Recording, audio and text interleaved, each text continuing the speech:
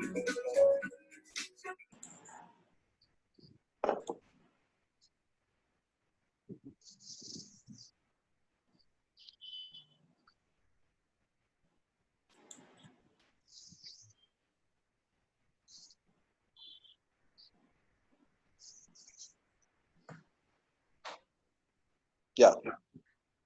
A very good morning and a warm welcome to all the audiences and the respected doctors among the panel.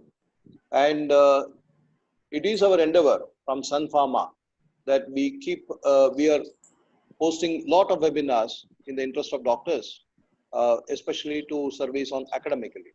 Sun Pharma Pharmacare division today brings you the Meet the Experts series live webinar. And today we have the topic is on practical approach to manage a dizzy patient. And today we have our respectable speaker and most honorable person, Padma Shri Dr. Mohan Kameswaran. It is my privilege and pleasure in welcoming Dr. Mohan Kameswaran. Sir, a warm welcome and the heartiest welcome on behalf of Sun Pharma. This is Mahendra Verma. Thank you so much. And we have Dr. Vijaya Krishnan, who will be acting as a bridge between the audience and the speakers. Dr. P. Vijaya Krishnan. More than that, I mean, he is my good friend and guide in many ways in the academical services of Sun Pharma division. Dr. P. Vijaya Krishnan, HOD, Department of Snoring and Sleep Disorders at Madras ENT Research Foundation, Chennai, who is the founder secretary of Indian Association of Surgeons for Sleep Apnea and in Indian Academy of Otorhinolaryngology, head and neck surgery. His special interest is neurology and sleep disorders breathing. He has been invited as a faculty in several national and international conferences to his credit. And this is the introduction of Dr. Vijay Krishnan academically. Apart from that, he is having a multi-talented and is very good in IT related techniques. So a warm welcome to Dr. Vijay Krishnan, sir.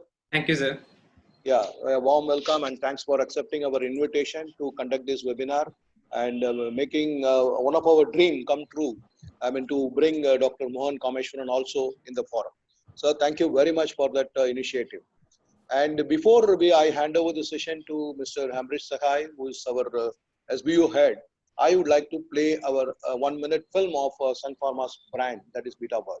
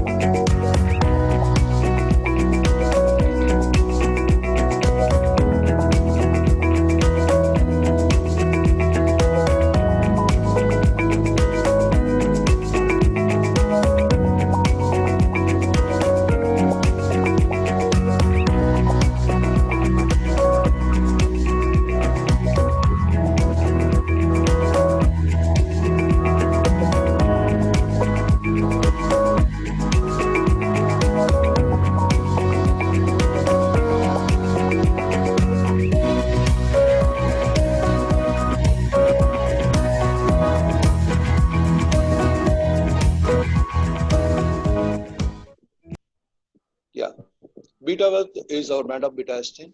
Actually, it has been promoted by another division, Solaris. Now it has been co-promoted by our division also, that is Pharmacare. And we have various formulations in Beta Word. And of course, before handing over the session to my boss, I mean, I have not given an introduction of Dr. Mohan Kameswaran, because when we were going through the profile, I mean, we could not find which of the profile I can take, because it was so big and there were so many pages running out. So I leave that job to Dr. Vijay Krishnan to introduce Dr. Mohan Kameswaran. Now I'll hand over the session to Mr. Ambrish Sahai. Thank you, Mr. Mahendra Verma, for giving me this opportunity to welcome our most eminent speaker for the day, Dr. Professor Mohan Kameswaran. And of course, sir needs no introduction because his name itself is known to everybody. and a lot of points are credited to his account. I think his name itself is the introduction. So, thank you very much, sir, for accepting our request for conducting this webinar.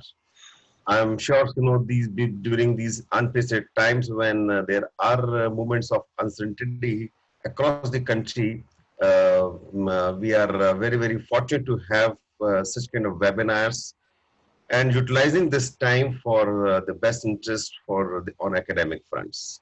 I believe with the faith and optimism, we should overcome all these issues of COVID-19 from our country.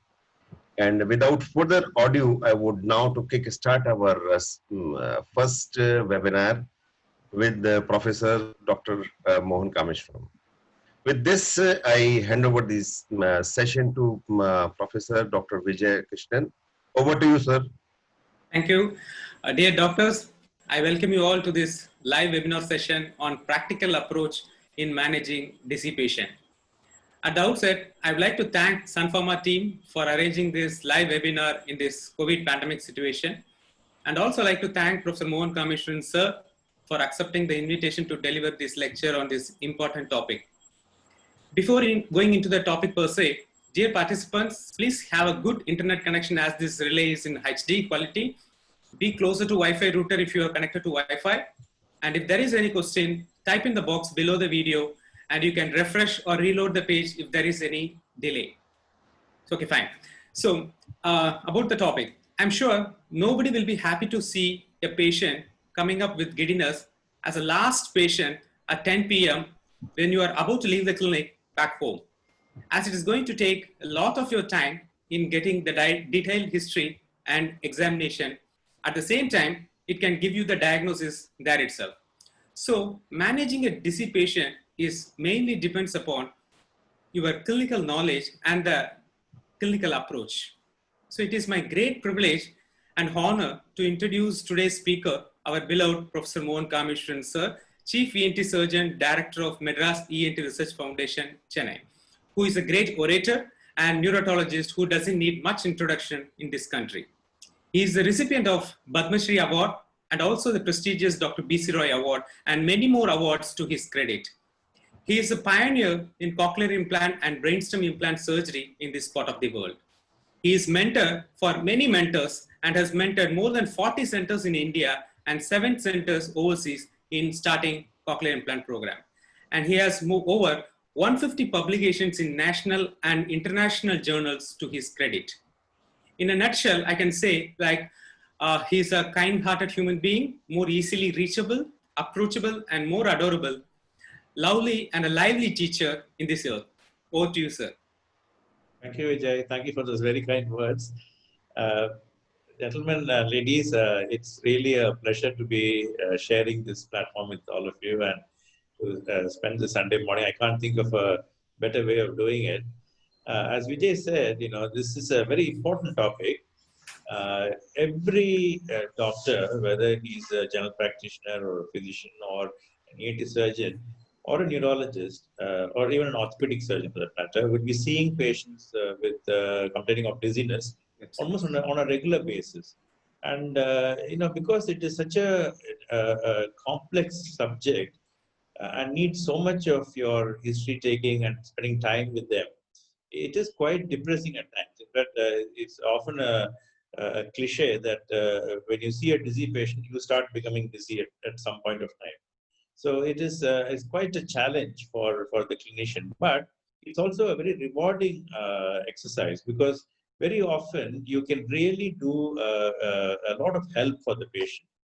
The patient who has had an acute attack of vertigo, who has been relieved by you, will never ever forget you. He will always be grateful to you for what you've done. And you're not actually exercising too much to give them relief. So it's well worth knowing how to deal with these patients. So let me start off by sharing my screen with all of you.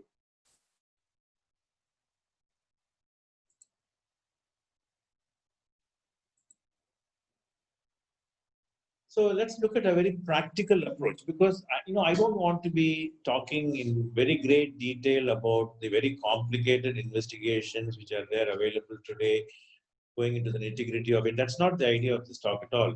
This is really directed towards a general physician, a general practitioner, a family physician, who is actually, sitting in his clinic, and then, as Vijay said, towards the fag end of his clinic, suddenly this patient comes complaining of giddiness, and what should he do?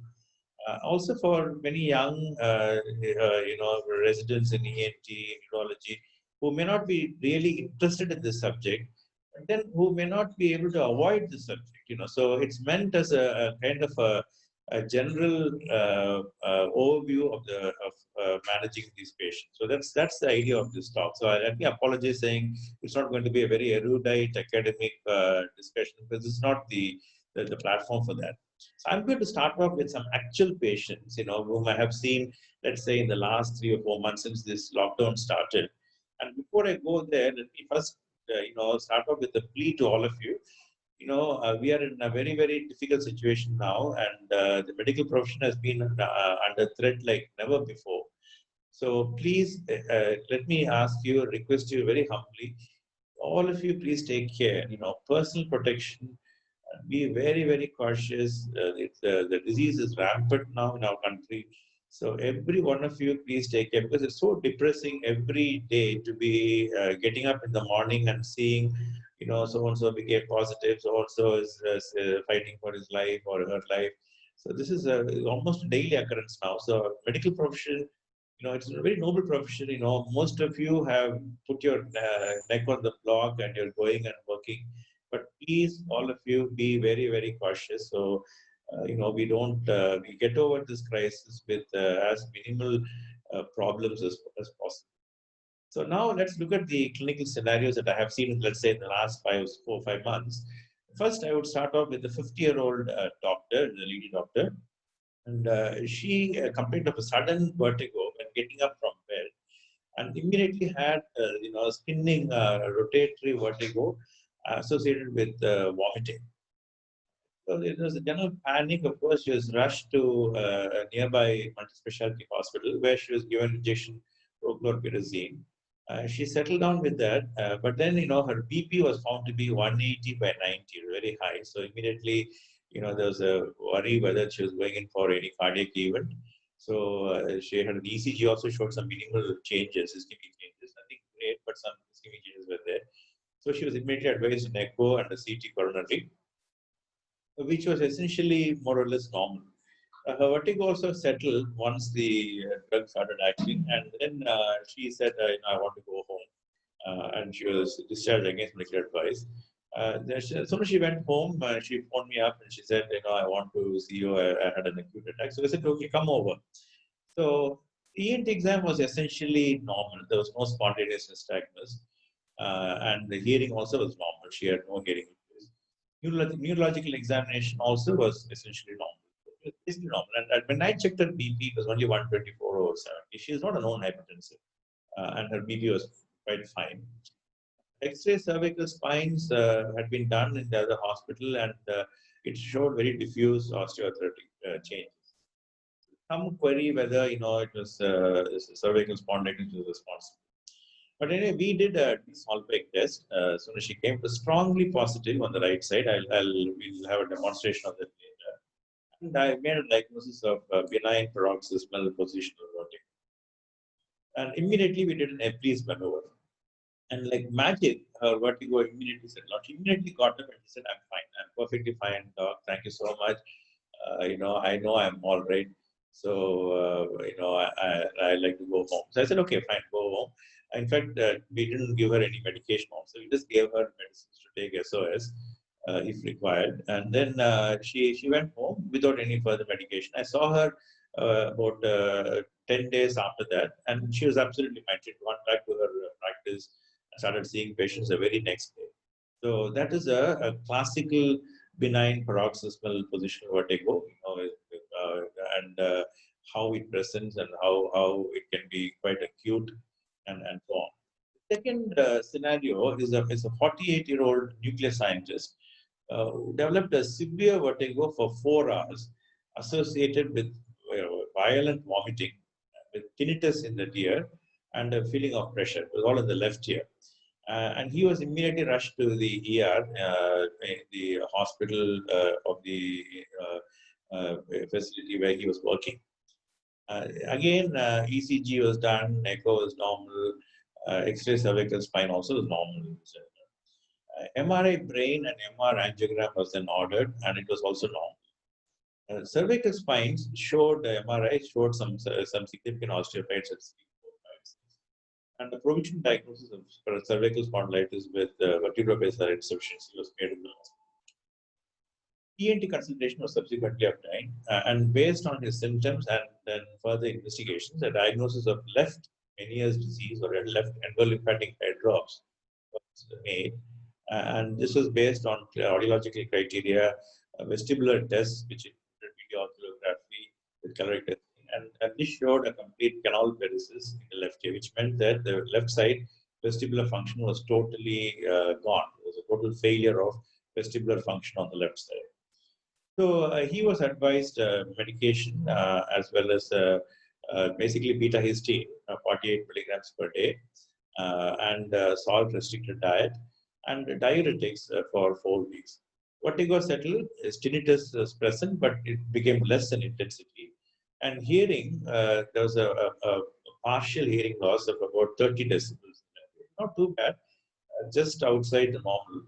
But nevertheless, there was a difference between the right and left ear, and he could, feel it. Patient was then, advised periodic follow-up and advised to have a strictly salt-restricted diet. And then he was followed up since then. The third clinical scenario is a 28-year-old software engineer with a history of pain in the neck relating to the occiput, with lightheadedness occasionally, occasional rotatory vertigo, which lasts for a few minutes or a few seconds, and they're associated also with nausea, but no actual vomiting. There has been a past history of migraine kind of headaches, and a history of migraine in the family. Both his mother and elder brother also suffer from migraine. There are no otological symptoms. He never had any hearing problems or never had tinnitus, no history of previous ear disease or ear discharge or ear surgery. Audiological investigations were normal. Vestibular evaluation tests were also done. It was also normal. CT temporal bone and MRI brain and with MR angiogram had been ordered, and this was also normal. So a diagnosis of vestibular migraine was made in this case. He was managed with flunarizine and beta blockers for 3 months. No further episodes of headaches or vertigo. But he was really counseled a lot regarding lifestyle modification. He was quite an erratic gentleman. So we told him to, regulate himself, eat on time, sleep on time, get adequate sleep, and so on. So what I call lifestyle hygiene is what was said. The fourth clinical scenario that I wanted to share with you is a 68-year-old, this is a little more serious, 68-year-old retired school teacher, a diabetic, taken to the emergency room with a history of severe vertigo with vomiting, for which he received emergency treatment in another hospital. When he came, he had a very violent third-degree nystagmus. We'll talk about what is this third degree later, but he had a very violent nystagmus. And but hearing was normal. Cervical spines had been done previously, and they also showed severe osteoarthrosis.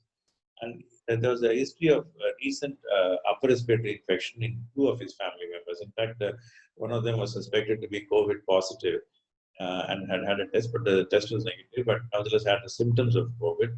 Another relative, also very close relative, had cold, cough, and respiratory symptoms. He didn't have any COVID test. We did what is known as a Hinds plus test. We'll talk about it shortly. And this is suggestive of a central problem, a central vertigo. So there was basically, because his hearing was normal and he had violent vertigo lasting for several hours, the differential diagnosis was between vestibular neuronitis or a brainstem stroke. Because of the suggestion of a central vertigo in Hinds plus test, we persuaded him to do an MRI brain, and this showed an acute brainstem infarct involving the posterior inferior cerebral artery territory, a pica territory. He was then shifted to a neuro-intensive care facility. Unfortunately, he deteriorated and died 8 days later due to multiple brainstem infarcts. So this is a very serious outcome of a patient presented with acute vertigo. So then what are the lessons that we have learned from these four scenarios? First of all, vertigo is multidisciplinary. So doesn't belong to any one specialty. It has to be a collaborative effort from several specialties. History is the most important thing. More than any high-flown, high-tech investigative modality, it is history which gives you the maximum number of information, and also helps you to make a diagnosis. Vestibular tests have a definite role, but the role is quite small in diagnosis. It's actually history which has a bigger role. Imaging is quite important, gives you a lot of information in select cases. It may be positive information, as in the last case where we diagnosed a stroke, or it may be also important to giving us negative information, as a young gentleman who had a vestibular migraine, where everything was normal. Hypertension during an acute vertiginous episode is very common, and it is more the effect of the vertigo rather than the cause of the vertigo. So, because it's very common, a lot of people come with severe vertigo and they think they're going to die, and immediately check the BP, it's very, very high, and immediately they go through a whole, list of cardiac evaluations, which are all then eventually normal. So this is the cause of the hypertension is the anxiety and the very violent nature of the problem, rather than that being the cause. Cervical vertigo, and I know I'm putting my neck on the block here. A lot of my very good friends who are orthopedic surgeons are going to be very cross with me, but cervical vertigo is very, very, very rare. And cervical spondylitis or cervical osteoarthrosis with vertebro-basal insufficiency is when ladies have waste paper basket diagnosis. Please don't do that, because anybody who's over the age of 45 or 50 in India will have some amount of cervical osteoarthritis. If you are over 50 and if you don't have cervical osteoarthritis, then you're not an Indian. So, it's as simple as all that. So anybody, you can all have, if you're over 50, you can all have your cervical spines done. I won't recommend it, but if you do it, you'll all find some amount of changes there. So it is a very, very common racial feature in Indians. So it just, saying that I've got cervical spondylitis and I've also got vertigo, so therefore the two are closely related, is as bad as saying I'm right-handed and I have vertigo, therefore all right-handed people get vertigo. So it is absolutely no meaning to that association. So let's look at a practical approach to vertigo. First of all, we must know what is vertigo. We have to be clear about it. Vertigo is a subjective sense of imbalance, where there has to be a relative motion between the patient or subject and his environment. So you either feel the environment is moving around you or you are moving around the environment. So there has to be a sense of relative motion for it to be called a true vertigo. And this has to be differentiated from a feeling of, lightheadedness, which you can very often get in cardiovascular events, like a heart block, for example, or when there's been a postural hypotension, vasovagal syncope. So things like this. So this lightheadedness is very often confused with vertigo, because for a patient, when he comes and says, "I'm feeling dizzy," he doesn't really know what he's saying. So you need to go a little more and ask him, "What do you mean by dizzy?" So sometimes patients look at you like, am I talking to an idiot? But that question is very important. You have to ask the patient. When you say you're feeling dizzy, are you actually feeling some kind of rotation in your head or around you? Or are you just feeling as if, you're going to black out, or you're just going to feel woozy in your head? So this is a very, very important question to distinguish true vertigo from this feeling of lightheadedness. And when a patient comes with dizziness, this is a very, very common presentation.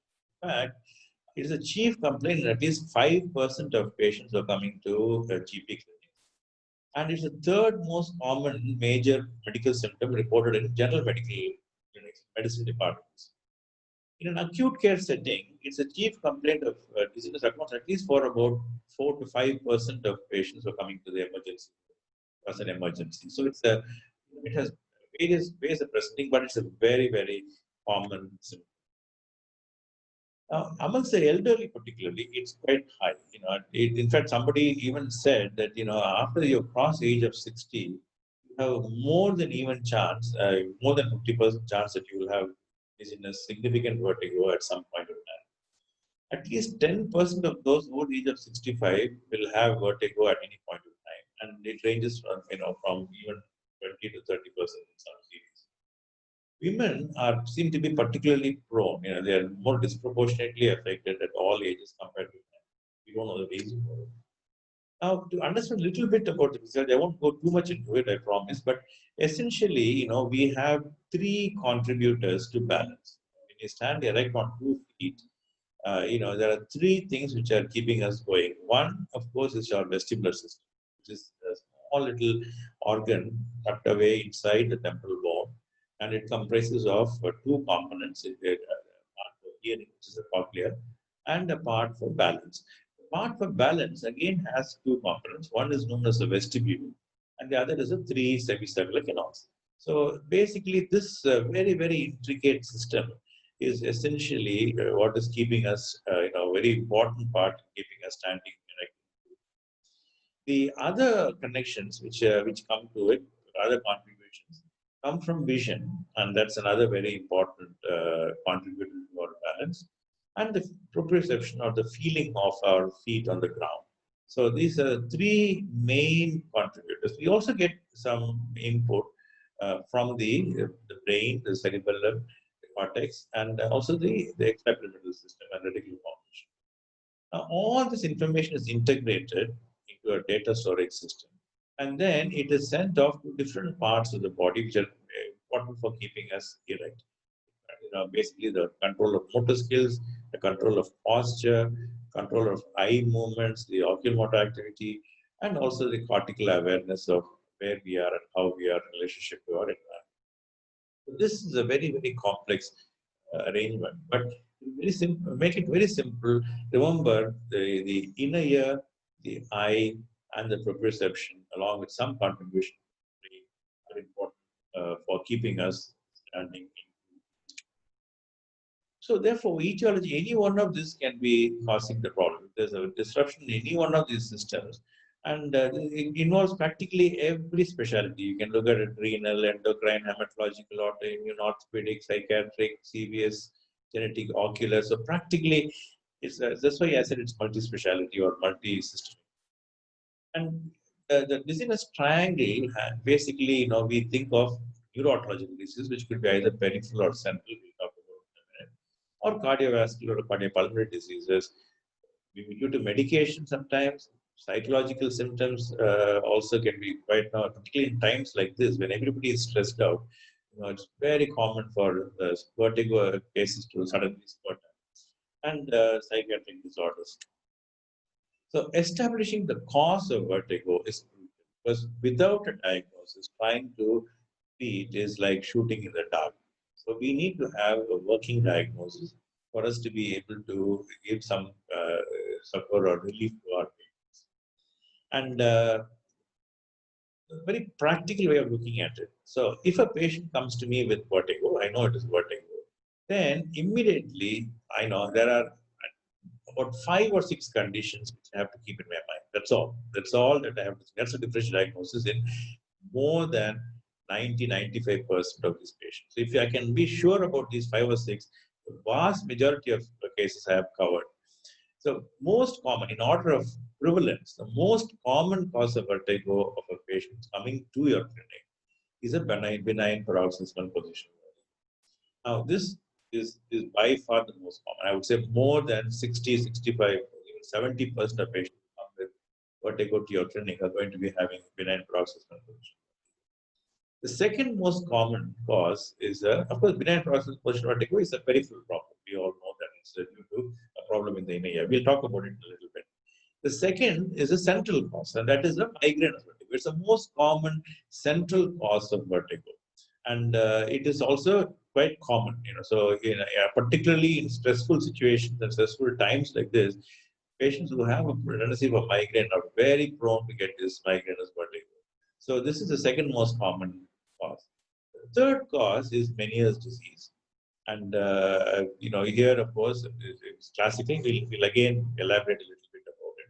The fourth are otological causes. So chronic otitis media, and if it's extending into the inner ear, then you get labyrinthitis. And finally, vestibular neuronitis. So that is even if you look at textbooks from the West, you would see vestibular neuronitis right high on the list, maybe second or third.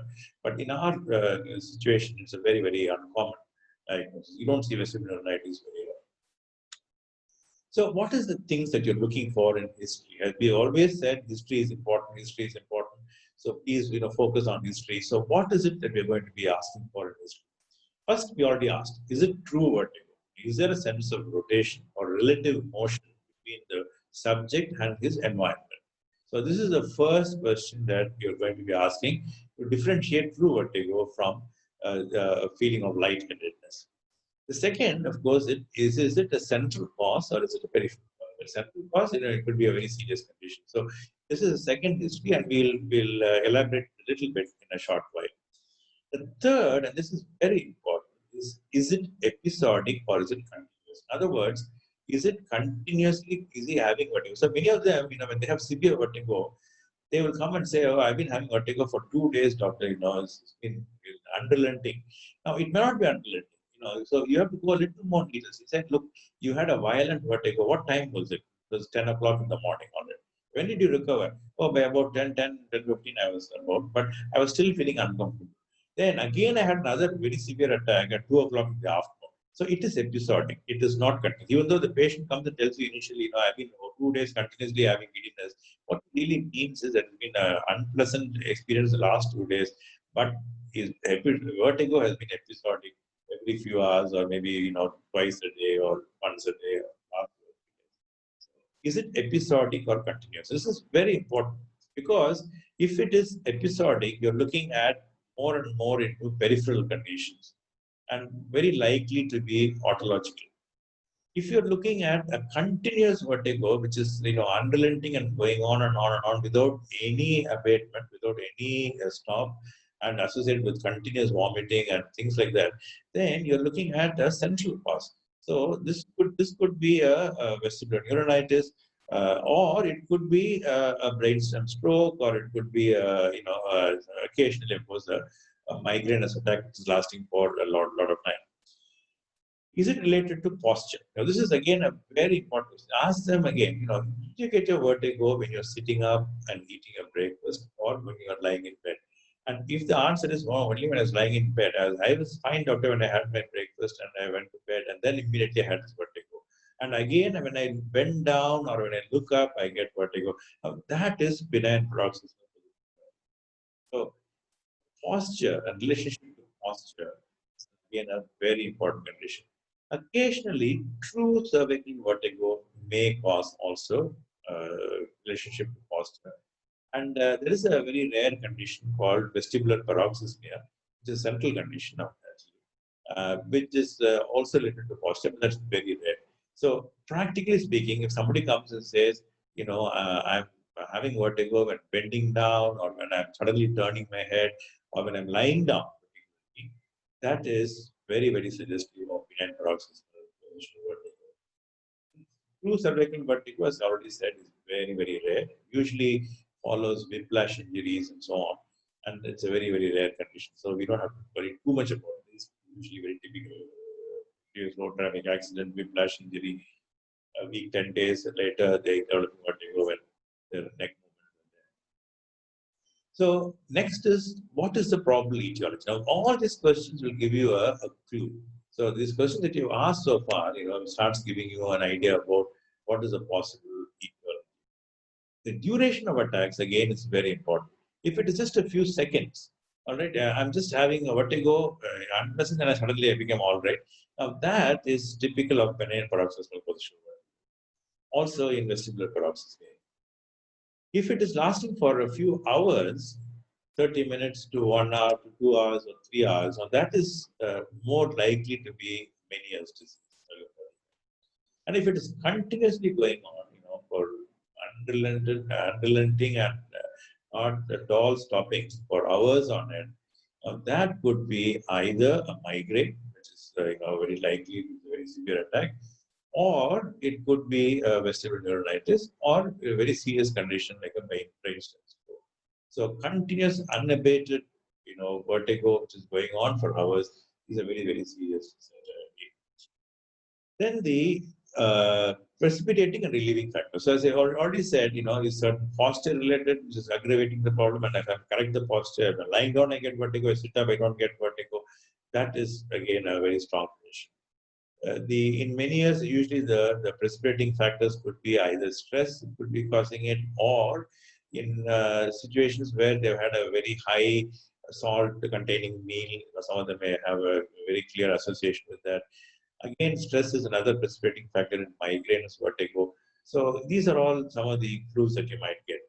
And previous history of any autological diseases or autological surgeries. These are the main questions that you need to ask. So, true vertigo, is it central or peripheral? We are going to have some clues for that.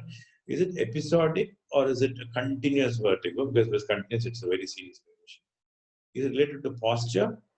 What is the possible etiology of it? Duration of attacks in few seconds, or is it few hours, or is it continuous for more than several hours? Precipitating and relieving factors, and then the previous history of autological disease. These are the questions that should come to your mind when you are asking the questions to the patient. So then the next, of course, is have you got a hearing loss in the ear? You got tinnitus in the ear.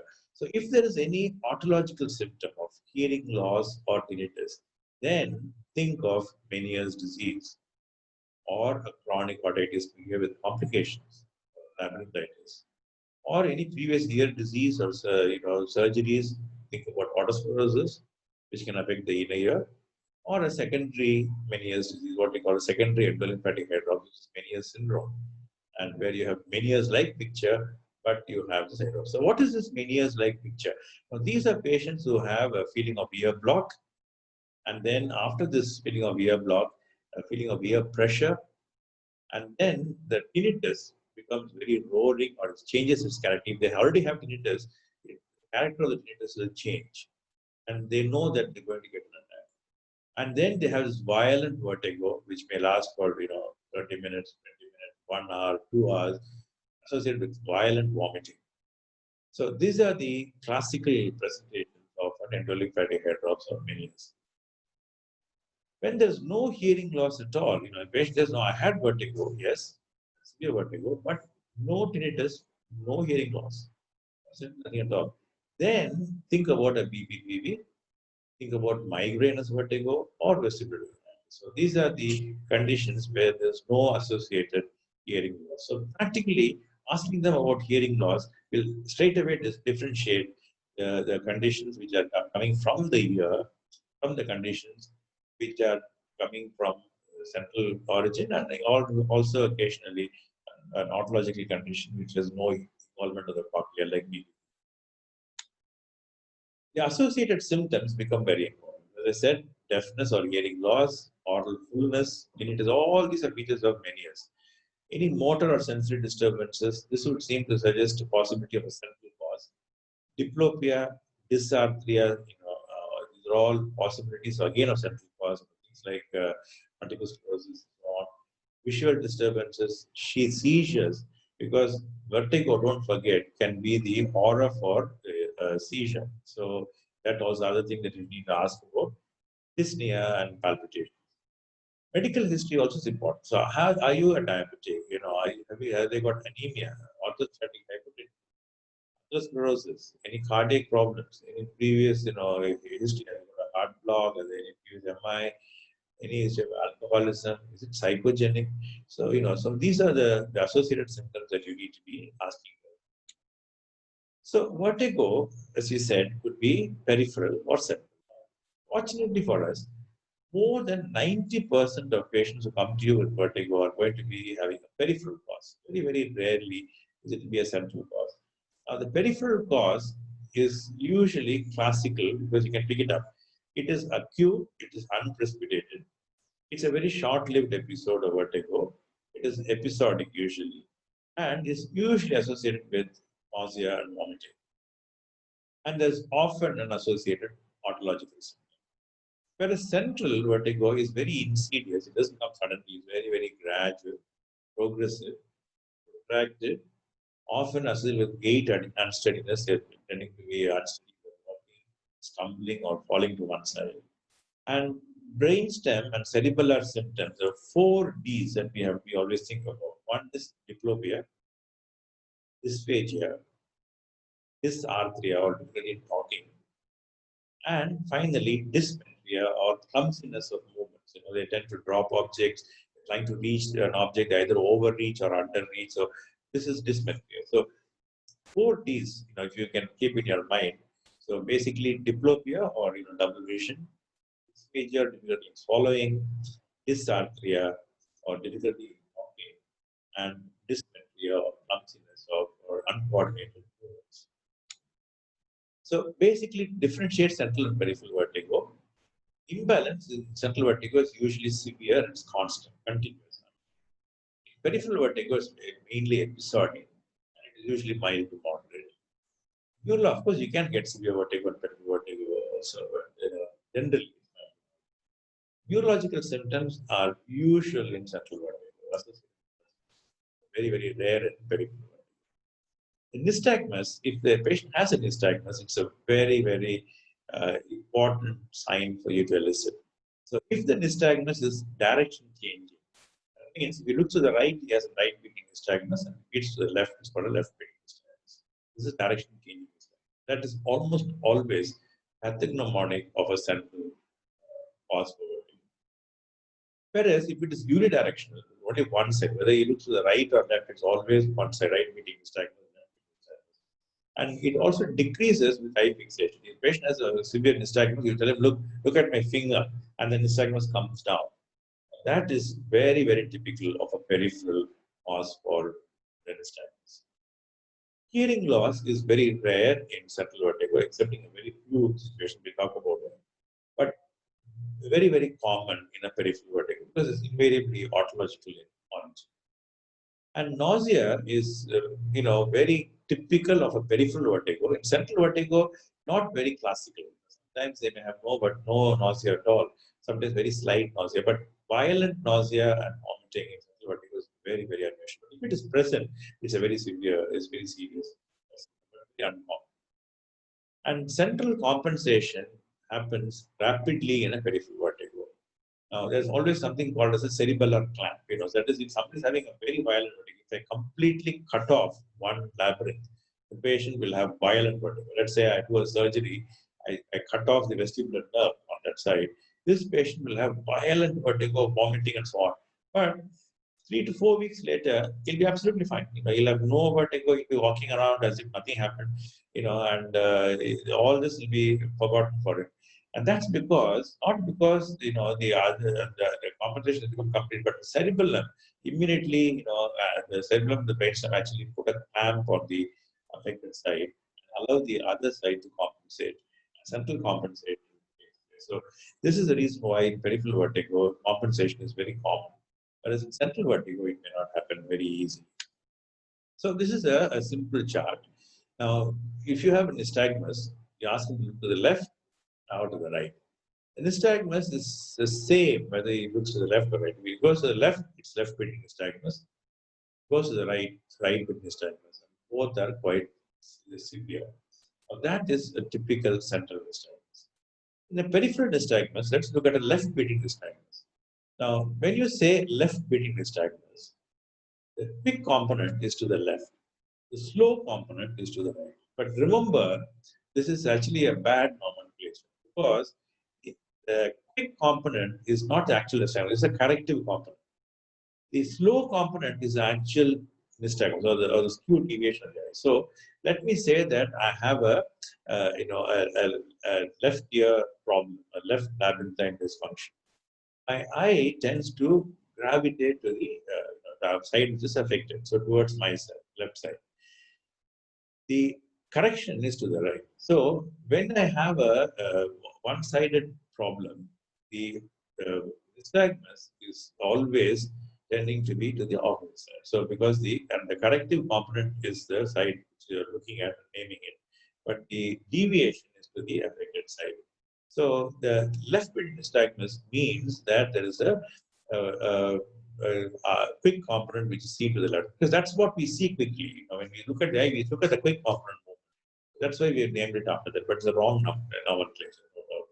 So if you have the eye moving to the left, and then you have a very mild nystagmus. But if you are keeping in the middle, you have a little more severe nystagmus.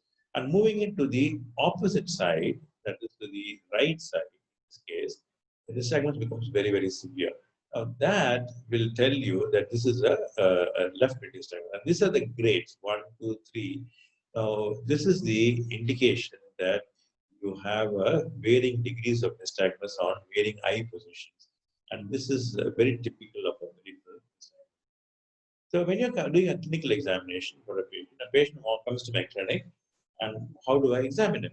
First of all, I look at the eardrum, make sure the eardrum is normal, there is no perforation, no cholesterol.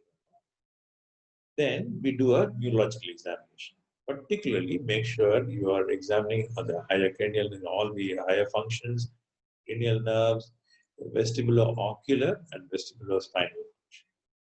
Look for any nystagmus in this patient.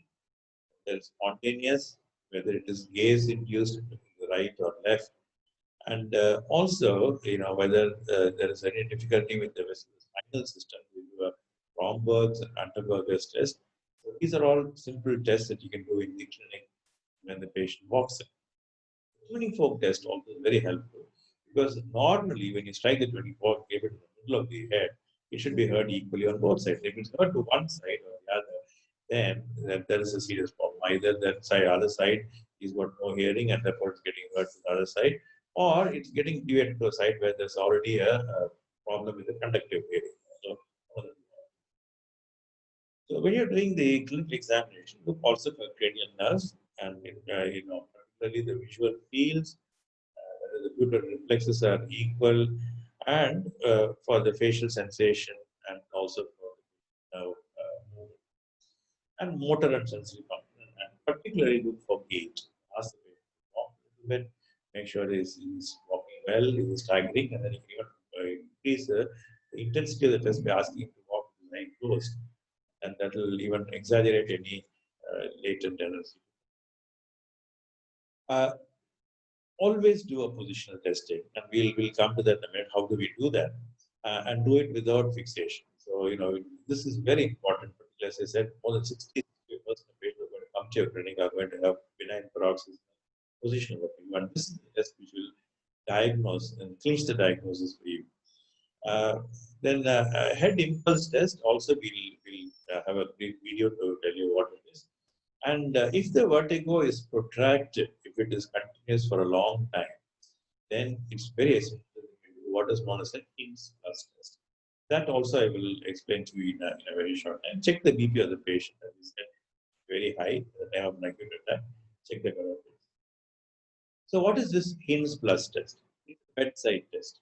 Now, if a patient is having severe vertigo, unrelenting, persisting for several hours, then the two major diagnoses that you're thinking about are either vestibular neuronitis or a more serious and sinister condition, which is a brainstem stroke. So this is central. Vestibular neuronitis is a peripheral problem, whereas a brainstem stroke is a central problem, a more serious problem. Vestibular neuronitis is nothing, self-limiting, patient is going to come back and be normal. But the symptoms of persistent vertigo is common to both. So this test is very important for you to be having it in your armamentarium. Hinds stands for head impulse, nystagmus, and tests for skew. Head impulse, nystagmus, and tests for skew. So head impulse. Now gently rock the head from side to side, suddenly move it to the center. And look at the eye, see whether there's a corrective component, which is known as a second. So as you're moving, normally if you ask him to look straight and keep moving, the eye is always straight. But in a patient, if you ask him to turn and suddenly move it, the eye quickly corrects itself.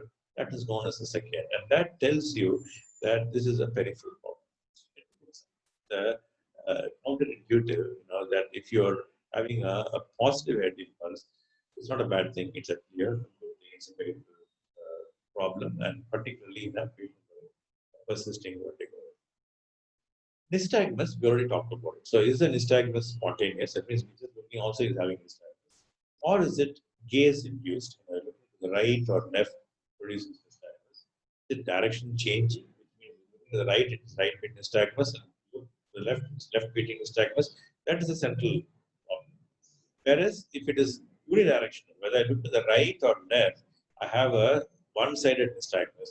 That's a very And if you are looking at the one-sided nystagmus as a peripheral problem, then whether it is induced by looking to the side of the nystagmus or even to the opposite side, so you grade it, and that's known as Alexander's law. You don't have to worry about it, but severity of the nystagmus is assessed. Tests of skew is present is very important because that's an sure indication for stroke, and it tells you clinches the diagnosis even without an MRI. So we'll talk about it shortly. But the other one is the HINS plus. The plus is actually a test for hearing. When you rub your finger and the ear on the side and then the side, and ask the patient whether both sides feel the same, and that tells you that the hearing is normal or hearing is very rough bedside test. So this is a head impulse test. So you can see the gentle movement of the head, and then suddenly the examiner brings the head to the midline and watches the eye all the time, whether the eye is always central or whether it is a catch-up. Let us look at it from the front. So you can see the head is gently rocked and then suddenly brought to the center. So suddenly brought to the center, and the eye is always fixed. There's no correction. But if there is going to be a quick corrective second, that would indicate to you a very good problem. So this is the volunteer who got no vertigo at all, but in a patient who got persistent vertigo, this is a very important test. The second is a look for nystagmus. So ask the patient to follow your finger, look to the left, look to the right, see whether there is any nystagmus, and if it is direction changing or if it is. Third is a test for skew. Basically, you're blocking one eye and removing the block. And then if there is a skew, the eyeball will rotate. The eyeball will rotate. So this is what is known as a skew. So you block the eye, remove the block suddenly, and see if the eye is stable or if it is moving up. If it is suddenly turning or rotating to the that's a positive test for skew. And that is a very bad sign because it tells you almost certainly that there is a brainstem problem, probably a brainstem. So this is a very simple bedside test that you can do to elicit a central cause for your body. A positive HINS plus test is 100% sensitive and almost 96% specific. So this is a very reliable test, very simple test, takes less than 2 or 3 minutes by the bedside of the patient, and it gives you a fund of information and a very strong possibility that this could be a central.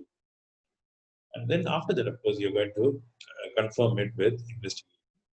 For hematological, biochemical, serological investigations, including hemogram for diabetes, sugar, thyroid function tests, lipid profile, VDRL, HIV, audiological tests, whether it's got a hearing loss, like pure tone audiometry, impedance audiometry, autoacoustic emissions, brainstem evocathon, these are all tests for the function of the cochlea and the brainstem. And also tests for balance. So vestibular function tests, a whole lot of them, I'll talk about it briefly. It's not very important for you to know, but know that when you refer a patient to a vestibular lab, what are we going to be doing? We're going to be doing a whole set of tests. This is the most commonly performed test, which is known as a video oculography. You can see that the visual fixation of the patient is abolished by this gadget here. And you are assessing the vestibulo-ocular.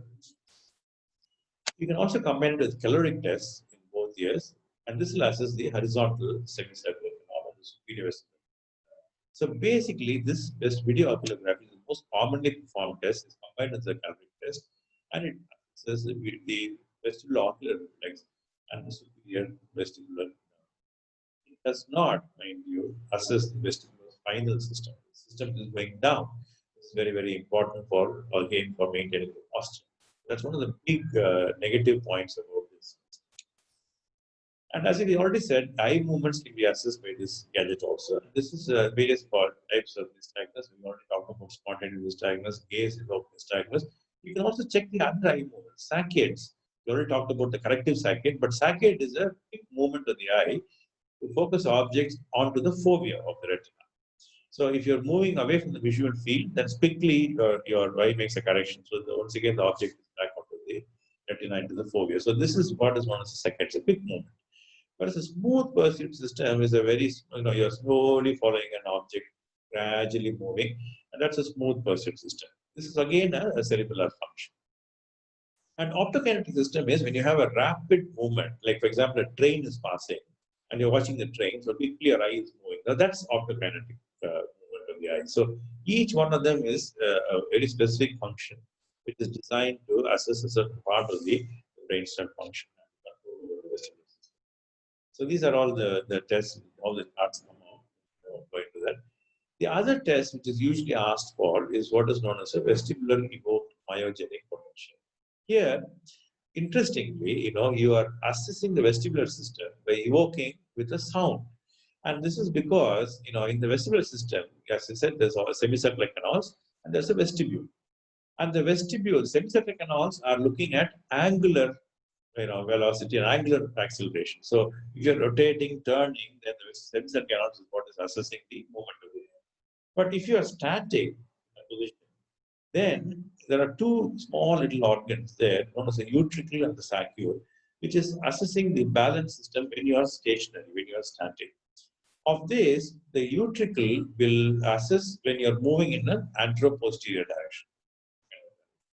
Whereas a saccule will assess when you're going up and down, particularly, for example, you are going in an elevator or coming down. That's not a very common situation. Before we had elevators, we are not going up and down. But nevertheless, it is a modified organ. See, the saccule was initially a part of the hearing apparatus in lower animals. And then as we became erect, we actually took it from the balance system, from the hearing system onto the balance system. But it is still stimulated by sound. So when you're doing a sound stimulation, it is this which is stimulated, the saccule which is stimulated, and it produces a response in the muscles of the neck. What is known as a sonomotor response, sound-induced motor response. And this is what we record in a vestibular evoked myogenic potential. This is known as a cervical web or simply C-web. Now, this is a test which will assess the saccule and the nerve coming from it, which is the inferior vestibular nerve. And this is very important because all the tests we talked about before are assessing the superior vestibular nerve. Whereas this is a very specific test for the inferior vestibular nerve and the vestibular colic, that is a vestibule to the neck and the lower down vestibular spinal. And it is a test of the lower brainstem function. Whereas all the other tests we talked about, the brainstem evoked response audiometry, the caloric test, VOG, and so on, are tests for the upper brainstem. Another vestibular evoked myogenic potential is what is known as the ocular, where you suddenly do a puff of air into the eye and respond, and you check the muscles of the neck, sonomotor response, motor response of the neck. And this is typically a test for the utricle. So this is the another variation, but the most commonly performed is the cervical web or the what is known as a C web, and this is a test for the inferior vestibular nerve and the saccule. So this is how it looks. So you don't have to worry about all this, and I'm just telling you because you should be aware when you refer a patient and the clinician says I have done a web, you shouldn't be wondering what this is. Of course, imaging is ultimately the final court of appeal, and it will help us to diagnose any central problem. And more sophisticated tests like computerized dynamic posture. This is a test where it's a very complex test where the platform is continuously moving, putting the patient through various difficult tasks, and you're assessing the patient's ability to stand in situations with increasing difficulty. Now, when should we do an emergency imaging? Particularly if the vertigo associated with unilateral or asymmetric hearing. What do you mean by asymmetric? One side is very severely affected, the other side very mildly affected. Or it's only one-sided hearing loss. That's important. there are associated brainstem or cerebral ulcers. There are risk factors for stroke like hypertension, diabetes, hypertension uncontrolled, or previous MI. Acute onset with neck pain, that's an important symptom. Direction changing nystagmus almost certainly indicates to you the central cause. And if the headache is severe and it is sudden onset, then it will be inability to stand or walk, or the patient is staggering around while delivering. All these are very, very important indications. It tells you that you must immediately image. But coming back to our common situation, most common vertigo that you're going to be seeing is, of course, the benign position vertigo. And this is the vertigo that you have to be very, very clear about. Now, you're looking at a patient who comes and says, look, I have vertigo when I lie down. The first question is, yes, most likely, possibly. Is it a peripheral or central vestibular function? We already talked about it. So, we again will reiterate it. Which semicircular canal and so on. But remember, the most common canal affected is the posterior semicircular. This is not surprising because the posterior semicircular canal is what is now under terrible strain because of erect posture. Now, what is the PPPV? Now, when you put the patient in a provocative function position, he has a torsional or rotatory nystagmus. There is a small latency. It doesn't come immediately. First few seconds, 1 to 5 seconds, nothing. Then the nystagmus will start. It's a very brief duration, usually for about 30 seconds or so, not more than that. And if you get him back to the normal position, that is, you make him lie down, he's getting nystagmus. You make him sit up, the nystagmus direction will change, exactly the opposite. And if you go on doing the test again and again, you will find that with each test you're doing, the intensity of the vertigo is coming down. In other words, there's an adaptation or a fatigability. So we are repeating the test, the nystagmus becomes less and less prominent. So basically, you have a particular position, let's say right side, when I lie down, I get nystagmus. Then this nystagmus is torsional nystagmus, comes after a few seconds. And it's usually for about 30 seconds or less. I get up, the nystagmus changes direction. And if I go on doing it again and again, the nystagmus becomes less and less prominent in genes. Occasionally, positional nystagmus may be seen, but this is very, very rare. I would advise you not even to worry about it. But there are differences. Now, if it is central, there's no latency. The moment you put them, immediately the vertigo will start and it will go on for a long time and there's no fatigue. So that will tell you straight away, and it also is direction changing. So these are all clues that it is not a but it's very, very rare. The most common, this first column is what I want you to remember. Posterior semicircular canal. This is more than 90% or 95% of benign process of posterior vertigo is posterior. Occasionally, it may be other canals. Anterior is almost very, very, very rare. Maybe one out of 100,000 or 200,000. But horizontal can occasionally happen. But most common, more than 95% posterior canal PPPV. And typically, when you put them in a provocative position, they have an upbeating and torsional rotating. When you reverse the position, it is a opposite. It is not. So this is what you need to remember. So the right posterior canal nystagmus, you put the patient in a provocative position, there's an upbeating nystagmus. When you make them sit up, there's a downbeat nystagmus. So this is the right side, and similarly on the left side. So how do we elicit this test? This is something that you can do. This is why I'm going to show it to you. Basically, make the patient sit up and you rotate the head at the hip. I'll play a brief video which I want you to watch, and then you will know what I'm talking about. So this is a positional test. Higgs-Hallpike test is called a positional test to elicit a benign paroxysmal positional vertigo, which is the most common positional vertigo and most common vertigo that the patient is going to present.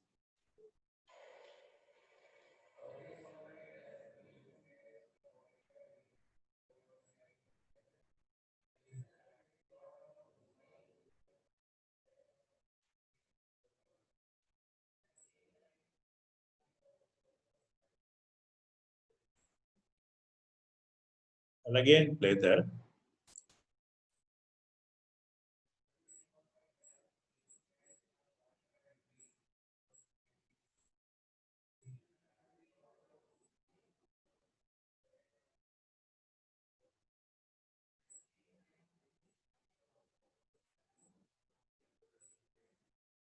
Good.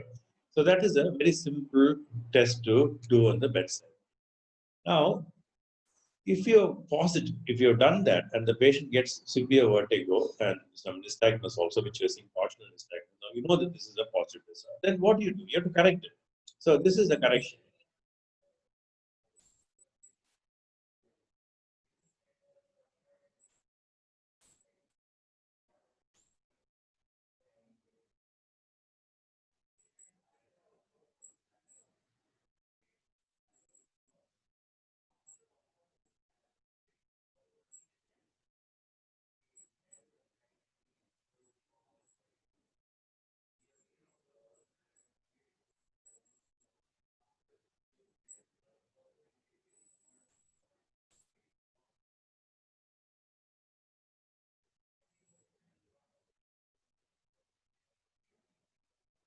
Fine. So basically, is exactly you've done the first positional test, it's positive on, let's say, on the right side. So now you know that the right posterior canal is the culprit. Now, in this situation, you are now going to correct it. And the correction is known as an Epley's maneuver. It's a very simple maneuver. So you start off from the neutral position, the patient sitting, you do a Dix-Hallpike test, elicit the nystagmus. Then the right side is affected. So turn the head 90 degrees to the left side. And then again another 90 degrees. In other words, 180 degrees from the affected position. And then make him sit up and then flex his head by about 20 degrees. So basically, this is the Epley's maneuver, and it is a very rewarding maneuver because the patient who's got a positional vertigo will immediately feel the relief. So what you're trying to do is to correct, the problem, because there are small little particles which are floating and sitting in the ampulla of the posterior canal. You place those particles and then move them out of the posterior canal. So in doing so, you have completely stopped the provocation. So BPPV corrected by Epley's is like magic. So I'll just play this video one more time because it's something that you can do it every day.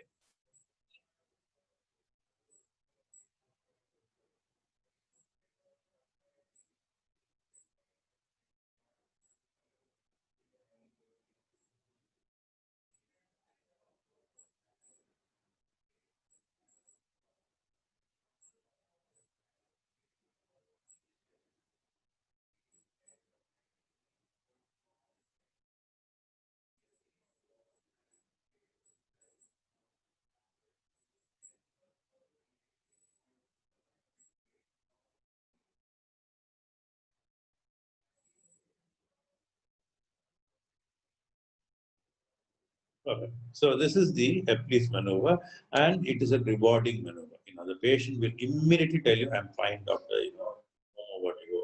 Good." So they don't even need any medicine. We give them sometimes, not just for their psychological comfort, but this is a dramatic correction of vertigo. They will be a patient who comes so miserable to your clinic will go away so happy, and you will be the hero for the foreseeable future. The second problem, of course, which is common, is Meniere's disease. Second peripheral problem is Meniere's disease. Here, as we already said, it's an acute rotatory vertigo combined with nausea, vomiting, and anxiety. Very normal. Many of them will have palpitations, sweating, loose motion, and so on. Typically lasts for 20 to 30 minutes or up to about 2 or 3 hours, even more days. Episodic.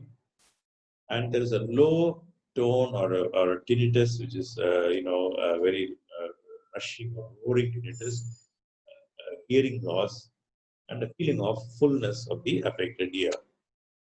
The basic problem, of course, is that there's overproduction of endolymph for malabsorption. So the pressure inside the endolymphatic compartment is high. There are spontaneous remissions and exacerbations will occur.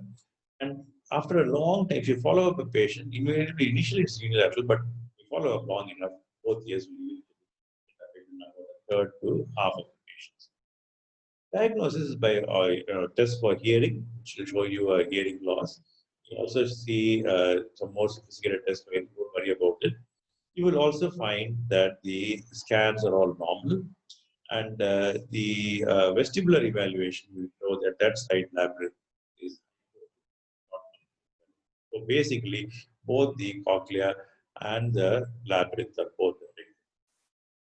This is a very rare case where a patient presented with Meniere's disease but had an adenocarcinoma of the sinus. I don't want you to worry about it, but this is a very rare situation where imaging actually picked up a problem. The management basically consists of salt restriction. The culprit is sodium. So restrict salt to about 15 to 20 grams per day. That is almost 2,000 milligrams per day. It's not a lot. We Indians tend to be the largest consumers of sodium on the planet. So you have to tell them. So either cut all salted food, pickles, papad, chaats, all the good things you love, cut down all that. And eat only homemade food as far as possible. If you're traveling, stick to Western diet. And if you're eating Indian food at home, then make sure that they cut down on salt when they're cooking. Because even Indian sweets, remember, will have salt. So be very, very careful. It is calculated that every Indian takes 30 times more sodium than his counterpart anywhere else in the world. So, we have to be really very strong, stringent about cutting down on salt. Avoid cats, which is caffeine, alcohol, tension, and so on. Basically. And drugs, particularly beta-histine is very much recommended in this condition. Diuretics for a very long time, them on long-term diuretics, usually once or twice a week should do. Vestibular suppressants in the acute period, and steroids also in the acute period, and immune suppressants also in the regular basis. Intratympanic in acute phase, we sometimes give them intratympanic steroids, intratympanic gentamicin, which will abolish the vertigo, but it will also destroy hearing in a lot of them. So, if patient has got severe vertigo, very poor hearing, not worth preserving, then of course we can think about this destructive procedure. Beta-histine is very much recommended in a dose of 48 milligrams per day, and some vestibular rehabilitation therapy in the long run when the patients come out of the acute phase. Surgery in very rare cases, maybe about 5 to 10% of these patients who do not respond to medical. Vestibular rehabilitation therapy is basically meant to expedite or make it quickly possible for central compensation to take place and correct the sensory conflict which comes from the vestibular system, the rest of the body. And there's a whole lot of exercises devised by Hawthorne and Fuchsy more than 100 years ago, and is still very, very effective, and we follow that. These are all available in charts. The hearing also is affected many years. This can be done with the hearing aid or occasionally by a cochlear implant. Recently, of course, we have started having vestibular implants, which is now experimental, where if there's total involvement of both sides and there's complete what we call bilateral vestibulomobility, then you restore the vestibular system by implanting into the semicircular tissue. Each one of them goes into one semicircular canal, and it looks like a cochlear implant, but it's a modified one. You can give back vestibular function. Vestibular neuronitis is an uncommon cause of peripheral vertigo. Here, there's a persistent, continuous, unrelenting vertigo lasting for several days, usually follows an upper respiratory infection. And or there's a viral epidemic going around like now. There's no auditory dysfunction, so the patient has no hearing loss, it's purely vestibular. They have severe horizontal or rotatory nystagmus. They also have nausea and vomiting. Predominantly involvement of the horizontal and arterial canals, and etiology is thought to be viral. And Hind's test will tell you, of course, that there is a catch-up second head impulse test, but there is no vertical skew and unidirectional disturbance. Medical management, it's a self-limiting problem. Even if you do nothing, a patient will get better in about 1 or 2 weeks. Invariably, we put them on vestibular suppressants, the acute period, and sometimes steroids, antiviral drugs, although there's no proof to say that this actually antiviral drugs have any role in the management. The differential diagnosis is more important. Whenever you diagnose vestibular neuronitis, always think about the possibility of a brain syndrome because they mimic each other so closely. So invariably, you have to get an imaging done to rule out the brain. Never diagnose vestibular neuritis without a normal MRI to rule out the brainstem. The second most common vertigo, as I said, is migrainous, and typically it is episodic vertigo. At least a quarter of the patients will have some migraine. And the patients with migraine, at least 10 to 20% of them will have vertigo. It's a major symptom in, or the only symptom in at least 5 to 10% of patients, who have history of migraine. The attacks are typically recurrent and it's episodic. It will last for a few minutes or a few hours. The headache, migraine headache may be associated and typically meets the ICH, classification of diseases, headache disorders criteria. And one of the migraine symptoms like may be present. There may also be a strong family history. All other investigations are normal. So that is the classical feature of migraine. It's a the baseline migraine is a central form of vertigo. Basically, there's an aura which arises from the brainstem, often the occipital of it, visual, or it may be a brainstem. Other symptoms like headache, visual disturbance, hearing loss, diplopia, tinnitus, these are all brainstem aura. Or there may be a gait disturbance, numbness and tingling of the extremities, which may spread up the limbs or around the arm. Rarely unconsciousness, but all this is brief and it is completely reversible. Management, of course, is the acute phase. You give them chlorpyrrazine, analgesics, the headache is severe, ergotamine and dihydroergotamine, and triptans is now very common, especially serotonin agonist, if there is more than 2 or 3 episodes of migraine in a month, or it lasts for a long time, like 1 or 2 days, or it is severely crippling and interfering with the patient's normal ability to function normally, then you think about prophylaxis. Prophylaxis may be anti-epileptic drug. Topiramate is a very interesting drug. It's an anti-epileptic drug. It is also used in the management of obesity or weight reduction. And it is a drug which is very popular in management of drug with a lot of side effects. So you should be very aware of these side effects. A lot of psychomotor slowing, it can cause even suicidal tendencies in some people. So you have to be very cautious about it. Beta blockers used in a number of patients. Calcium antagonists like flunarizine. Interestingly, topiramate causes weight reduction. Flunarizine causes weight increase. So, they are exactly the opposite as far as weight is concerned. Both are quite effective in prophylaxis.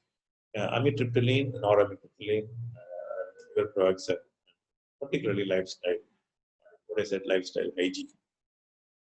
Labyrinthitis as a cause of vertigo is not very common. But patient typically gives a history of vertigo with hearing loss because both the cochlea and the vestibular semicircular canals are affected, and it is differentiated by vestibular neuritis typically by the presence of hearing loss, whereas in vestibular neuritis there is no hearing loss. And infections of this ear like CSOM, viral labyrinthitis, acute otitis media, herpes zoster oticus, mastocytitis, cholesteatoma. So all these can, typical otological diseases, which can be usually picked up by history of patient having one of these conditions. Superior semicircular disease is a very rare condition, but very interesting condition. They put up at the end. Patient has chronic unsteadiness, and what is known as a Tullio phenomenon. That is, any loud sound will have vertigo. So that's very classical symptom. And they also have a tendency of oscillation. Every time they're walking, they feel that the visual field is moving around. Sometimes they'll have a pulsatile tinnitus with some hearing loss. And they can hear some very peculiar sound. They can hear their eyeballs moving.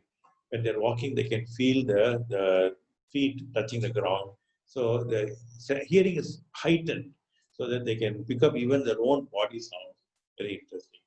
So this is a very interesting condition. Other otological conditions, please don't worry about it. It's more for an otologist. But there are some rare conditions which can cause also vertigo. Central disorders, as I said, are rare. If you rule out, take out migraine, the other central disorders because of vertigo are quite rare, but they are serious. And when a patient may present with vertigo as a main feature of very serious systemic pathology, the whole big list is there, starting from cerebrovascular disorders, vertebral insufficiency, Wallenberg syndrome, uh, brainstem encephalitis, demyelination, hairy malformation, the congenital disorder, which can present with vertebral dysfunction, and head trauma. So these are all the things. Whiplash injury due to can be a cause of cervical vertigo. Strokes are the most common cause of central vertigo. Majority are ischemic, and dizziness may be the most common symptom of this ischemic episode. And hemorrhage, the only hemorrhagic stroke which commonly affects persons with dizziness is cerebellar hemorrhage. So this is what you need to be aware of. So if a patient having hemorrhagic stroke and it is presenting as a vertigo, it is probably cerebellar. Brain tumors, cerebellopotentinal tumors, infratemporal tumors involving the posterior fossa.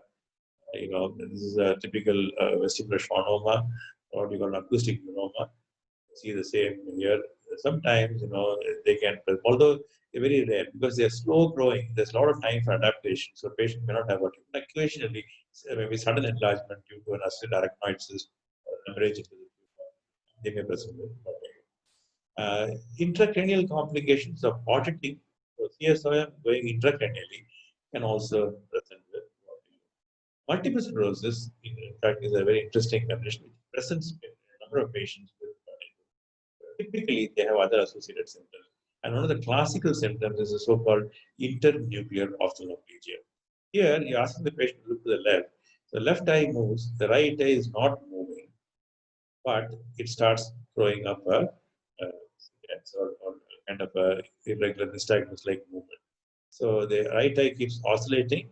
It's not able to fully look to the side. The other eye is normal. So this is an internuclear ophthalmoplegia. You may also have other signs like so-called Lermit sign, where you suddenly flex the neck, you're shooting, like feeling going around into the limbs, vibratory loss, and you have dysarthria.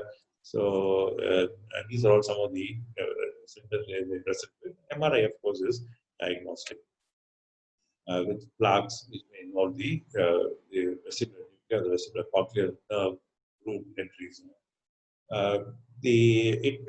Multiple sclerosis is a condition which may mimic a lot of conditions, like positional vertigo they may have, or they may have Meniere's-like picture. So you have to be very careful. But usually the giveaway is that they have these other central signs. Occasionally, vestibular symptoms may be a part of seizure, maybe an aura in a patient who's having a complex seizure. And cardiovascular conditions, particularly orthostatic hypotension. Now, this is very common, particularly in patients who are on certain medication like alpha blockers. For example, patients who are given medication for prostatic enlargement. A lot of elderly males who are on medicines for alpha blockers for prostatic enlargement, and they may have orthostatic hypotension. Very common presentation. So they come and say, every time I sit up, I feel giddy. Check their BP and ask them if they're on any medicine, particularly any medicines for prostatic enlargement. Heart blocks, myocardial infarction, carotid artery stenosis, rare causes, but can present. Now, vestibular rehabilitation vertigo is, of course, the long-term management of a patient with having chronic vertigo. Don't put them on years and years of medicine. Instead, put them on vestibular rehabilitation. And, this is for any patient with a chronic vertigo. So, finally, to conclude, vertigo presents certain challenges in diagnosis, but it is a very rewarding exercise if we can actually elicit the cause of vertigo and give them appropriate management. History taking, I again reiterate, is the most important aspect of the diagnosis. And there are new diagnostic modalities and for testing which can give us a lot of information. And treatments also nowadays, excellent treatment strategies are available based on a very rational approach, both pharmacotherapy and vestibular rehabilitation therapy. All of this is resulted in much better quality of life for these patients. So, friends, vertigo patients do not leave you in despair. They can go from your clinic with a lot of reassurance that they're going to be fine, and you can do a lot to make their life much, much better. Thank you very much.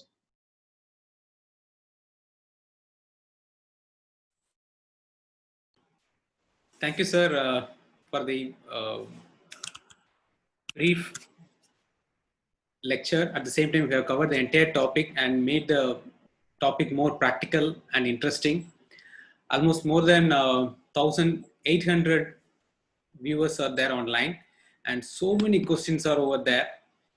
And most of the questions you have answered during the lecture. And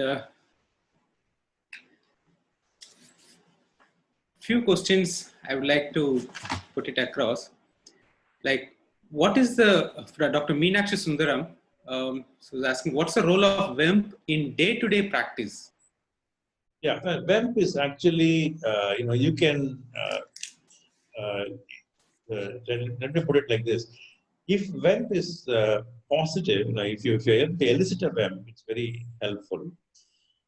It is not always elicitable for a variety of reasons, because the patient may not be cooperative and so on. If you don't elicit it, it doesn't mean anything. And it is a test which is generally done by neurologists and neurotologists.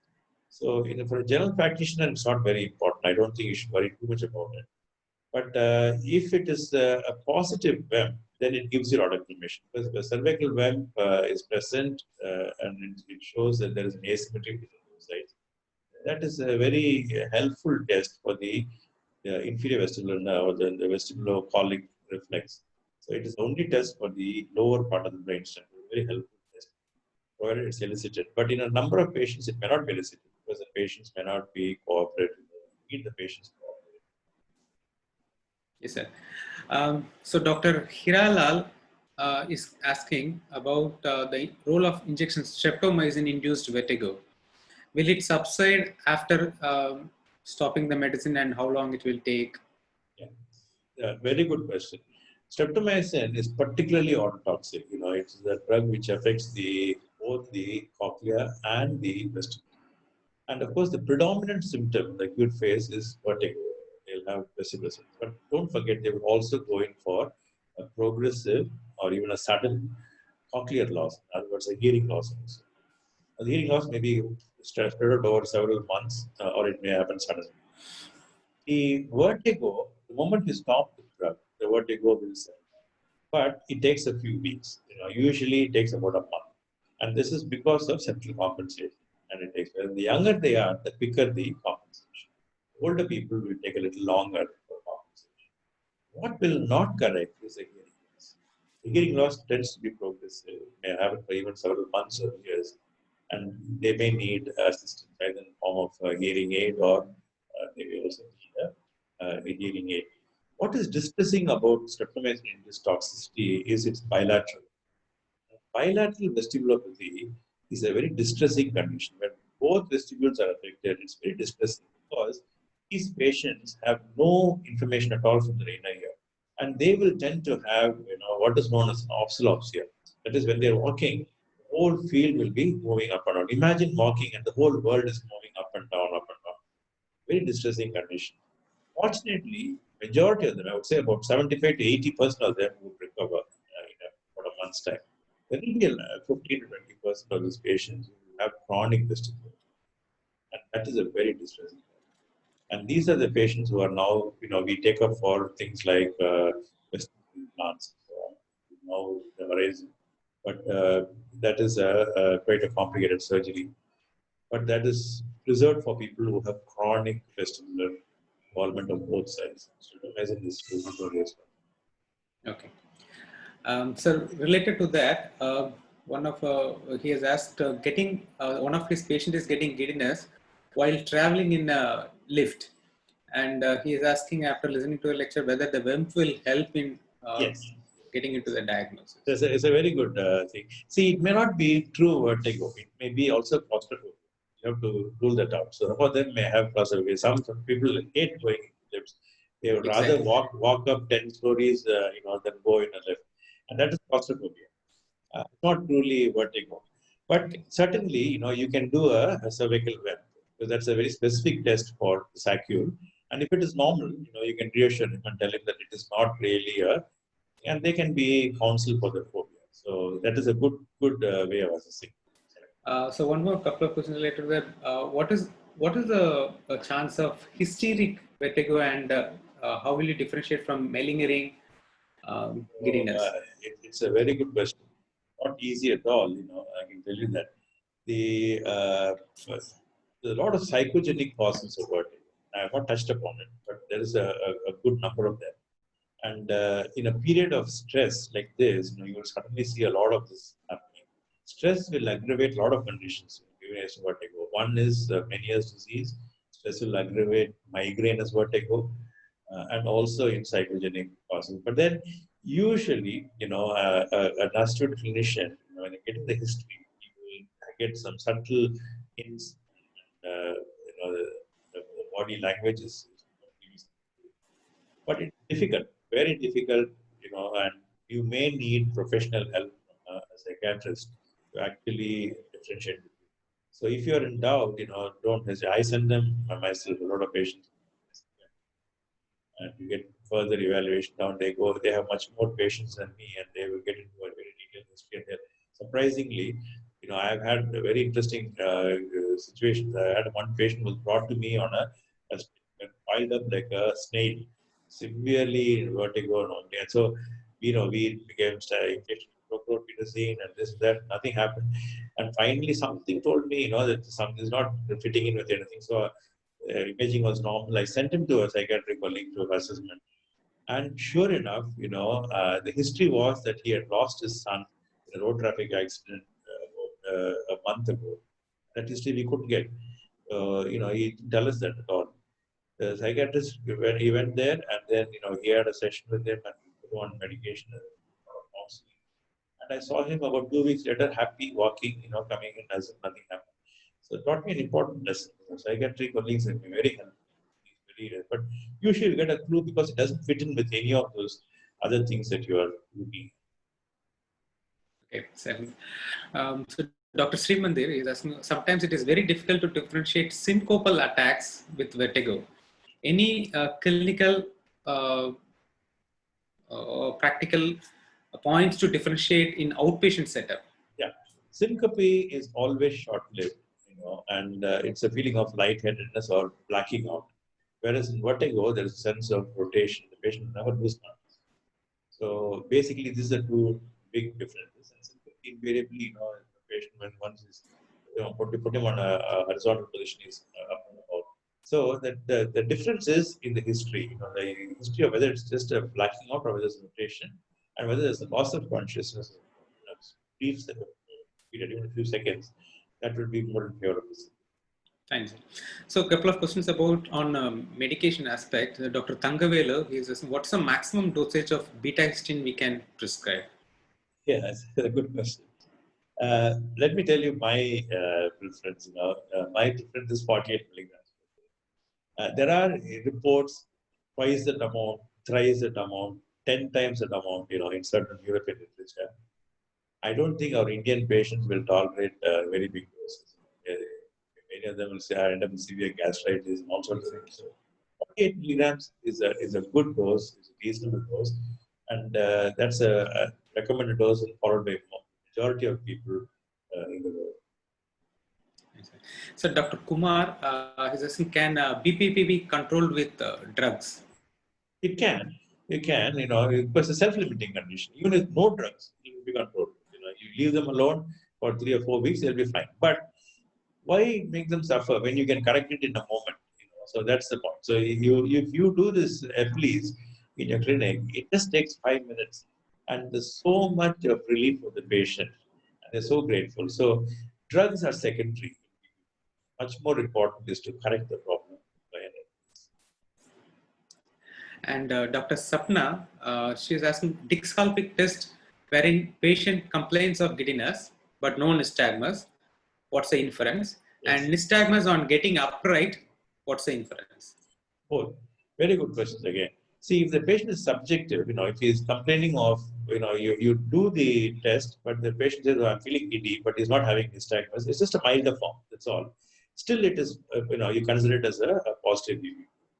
And one of the things you can do is to abolish the visual fixation. So, if you can actually put a high diopter glass for him when you're doing that, what is known as Frenzel's glasses, then you can actually elicit it.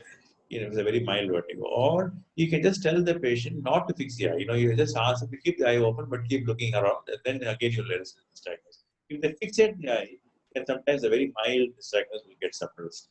So this is the thing. And the same for them. The reversal also, the same thing.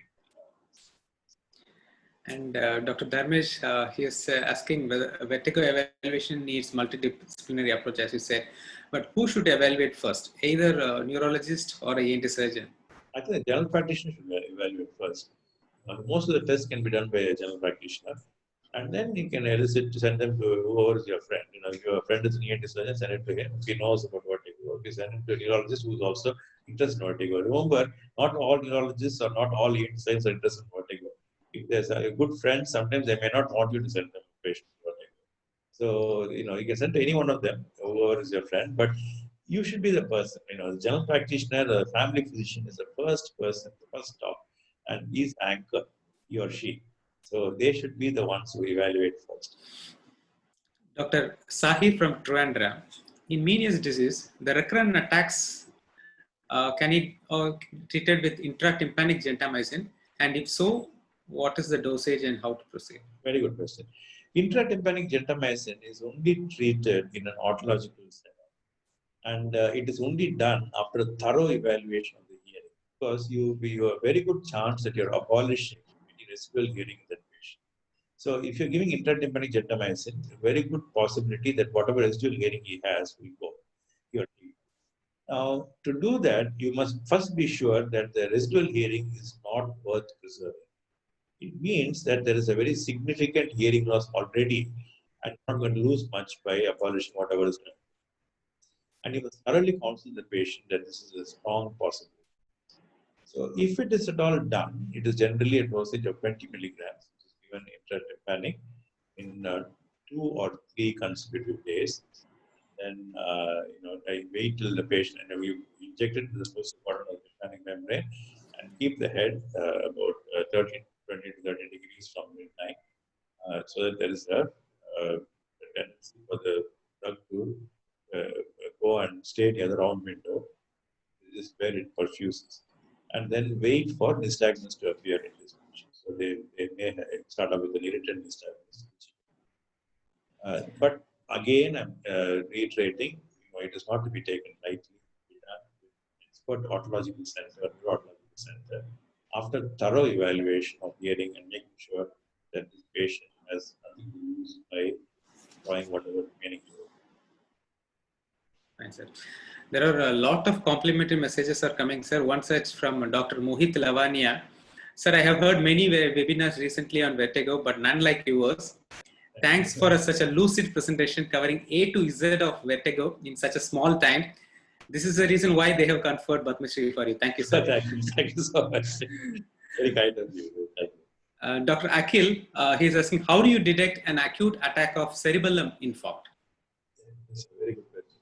See, you have all the cerebellar signs. You have 8 disturbances. You have a patient who is having, but patient is very sick. That's first of all, that is the first thing. This patient is very, very sick. Vertigo is throwing up. He's brought to you very unwell condition. There may be history of predisposing factors like hypertension, diabetes, and so on. In addition, these are patients who have features which are strongly indicative of a posterior. So they have, in addition, because invariably when a cerebellum is affected, a part of the brainstem also. So there are associated brainstem symptoms also. Generally, you know straight away that this patient is very violent vertigo lasting a long time, vomiting, persisting. And if a patient is in a condition to be tested using anesthetic cerebral times also, but generally many of them are too sick even to be examined. So all these will tell you that this patient is sick. And ultimately, of course, imaging is what helps you in the diagnosis. An MRI will fix that. Thank you, sir. Dr. J.C. Shekhar is asking, can beta histidines help in managing vertigo due to central causes like multiple sclerosis and multiple infarcts in brain? No. Generally speaking, beta histine is reserved for peripheral. Central vertigo, if it is very, very violent, you give vestibular suppressants in this case, but again, it is a very, very short therapy that you give because ultimately the management of the provocative condition is what is going to be not this. But fortunately, central vertigo is never very severe. So it's not like peripheral. Patient can be easily comforted with a little bit of benzodiazepine. So we don't worry too much about vestibular suppressants patients because central vertigo is very rarely that severe that patient is.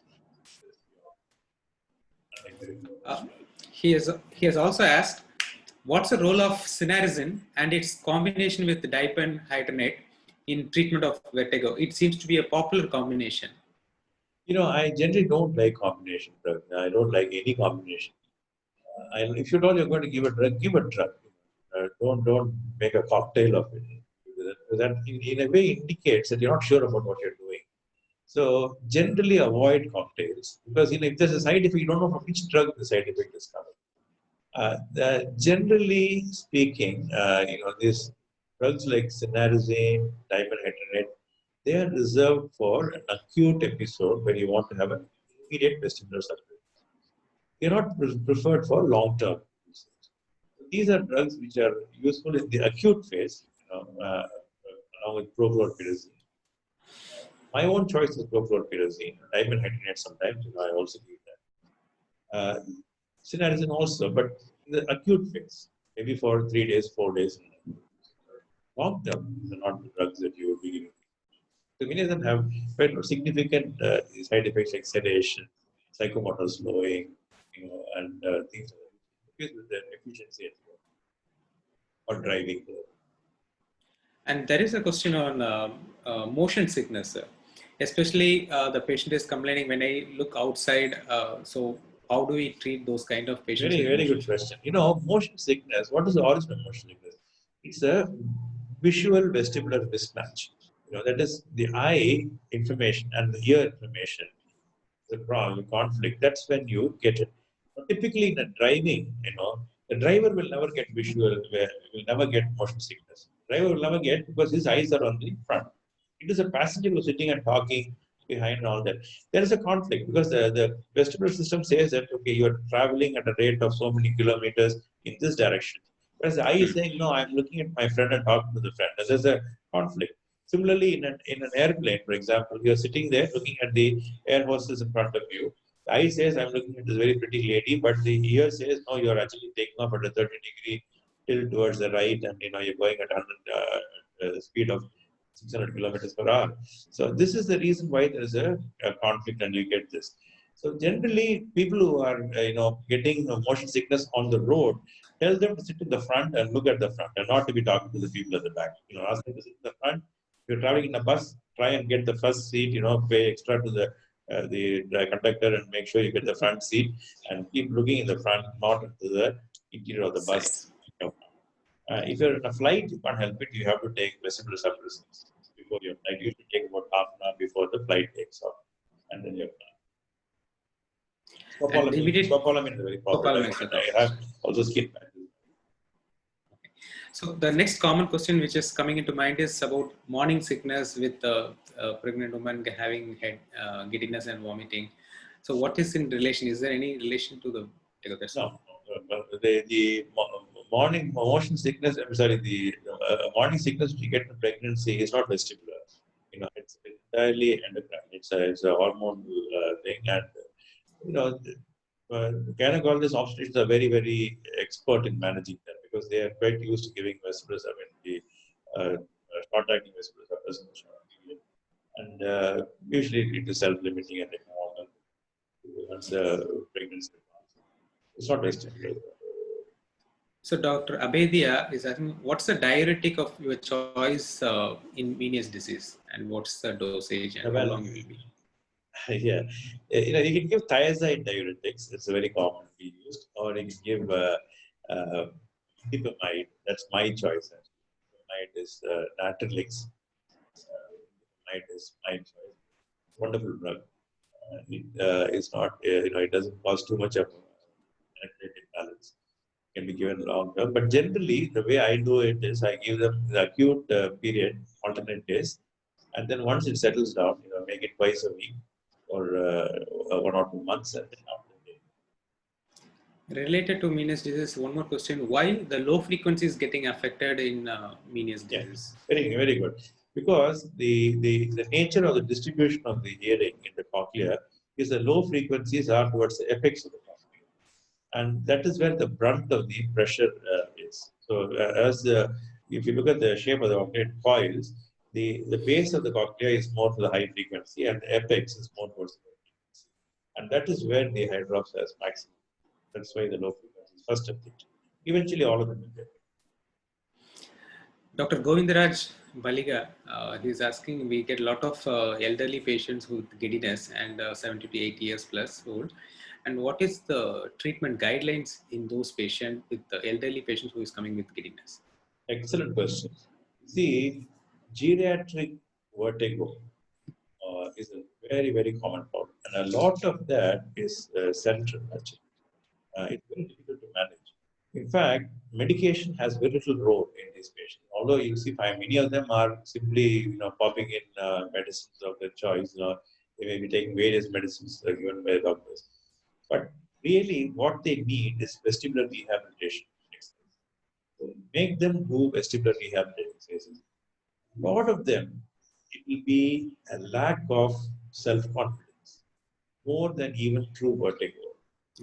They lose the confidence to walk, to do that.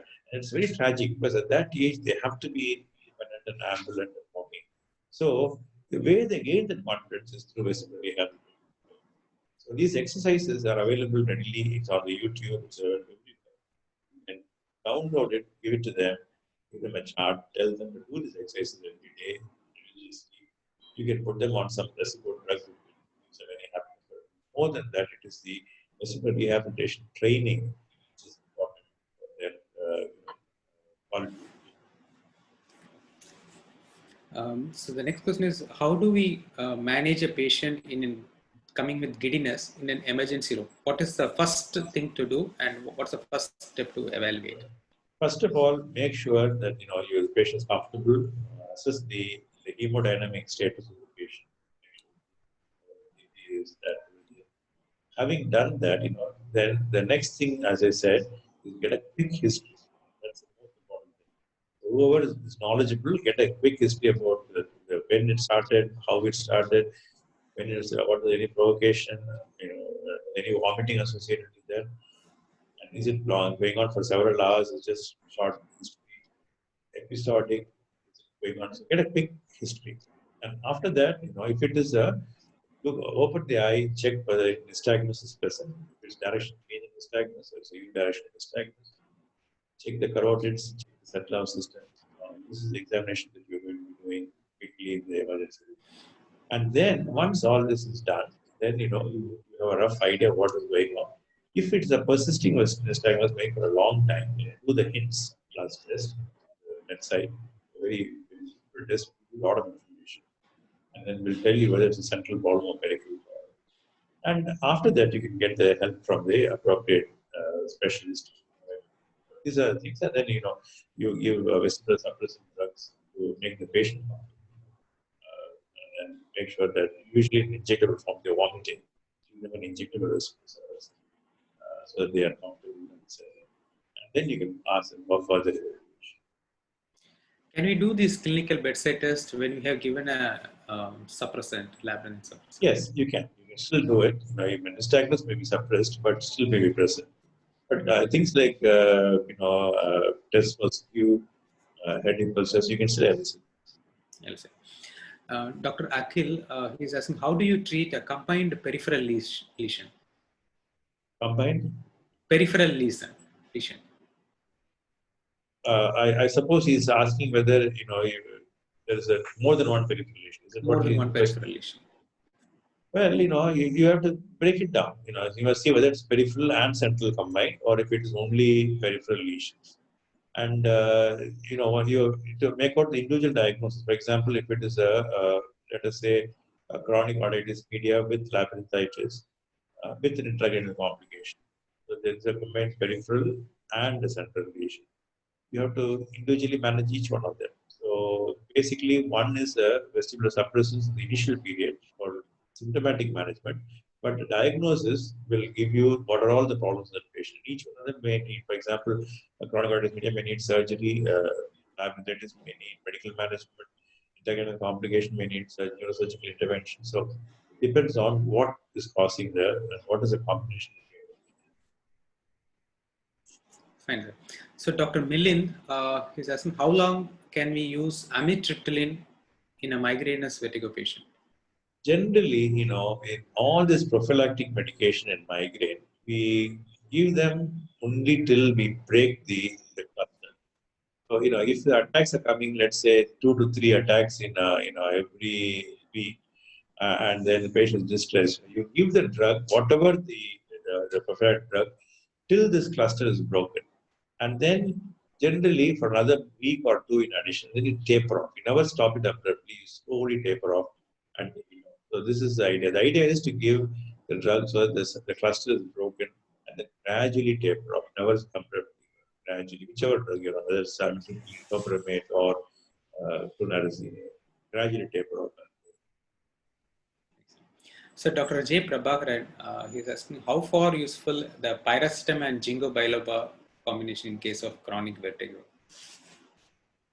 Well, I don't particularly use it a lot, but there are, you know, interesting. Ginkgo biloba is a very interesting drug. It's a very old Chinese herb. There's a lot of very good articles from good centers about how it improves the cognitive function. And it's particularly thought to help with vestibular compensation. And you know, a quick relearning of the other vestibular system, the problems is happening. So basically, it is more a drug helpful in the long-term cognitive learning or compensation. And one more related to medication, Dr. Sandeep Sindhu, do you have any experience with Nutrupil for vertigo? Yeah, it was very similar. Very similar. And Dr. Saurabh Pachori from Indore is asking, any role of cervicogenic vertigo exist? Is there any difference with orthostatic Hypertension. Hypertension? Cervical vertigo, true cervical vertigo, as I said, is very rare. You know, and generally, it is not this question of vertebral basal insufficiency. You have to really put it to the vascular basket. It's not a diagnosis which you true cervical vertigo generally happens, you know, in a major cervical surgery following major cervical surgery or a whiplash, and usually a week or two after this event has happened. And that is very, very rare. But if it happens, you know, invariably you can pick it up very, very easily. Patient will be classical finding. Then with the history, you can diagnose it. Orthostatic hypertension is a very different ballgame altogether. There, patient every time there's a change of posture, feeling as if it's going to black out. So they are scared. So you know, sometimes they may even fall down. They may even have blackout and fall down. That is also studied. As I said, nowadays, you know, medical history of medication is very important. And particularly look for alpha blockers in elderly patients and men. Prostatic problems. Alpha blockers are notorious for this. And Dr. Minesh, he is asking how to treat bilateral posterior semicircular canal BPPV with Eplis maneuver. Very difficult. Bilateral posterior semicircular canal BPPV is very, very, very, very rare. So first of all, you know, let's not worry too much about it. But you have to then correct one side and then wait for some time and then correct the other side. That is the recommendation. But it's very, very, very please. And does VRT help in central lesion? Yes, VRT helps in central lesions also in the long term. So you can definitely, as I said, part of the VRT's charm is that it gradually builds up the confidence level of the patient. And that is very important. So this is something which you have to seriously. Sir, a lot of questions are coming up, and we are almost over the time. And thank you very much for giving an elusive talk on this nice topic. So thank you very much. Thank you, Vijay. It's been a pleasure. Thank you so much, and thanks to Sun Pharma for organizing this. It's a wonderful opportunity to meet all our friends. And once again, please all of you stay safe. God bless you all. Thank you so much. Thank you, sir. Sir, we have Mr. Sundarajan to give vote of thanks. Sundar? Yes, sir. So, dear doctors, this is Sundarajan, Sales Manager, Sun Pharma. On behalf of Sun Pharma, Pharmacare Division, I take the opportunity to thank the legendary personality, simple, humble person, mentor, and our today's speaker, Padma Shri, Professor Dr. Mohan Kameswaran for a wonderful presentation. And also I take the opportunity to thank our moderator, Dr. P. Vijaya Krishnan, who has made this webinar possible for all of us.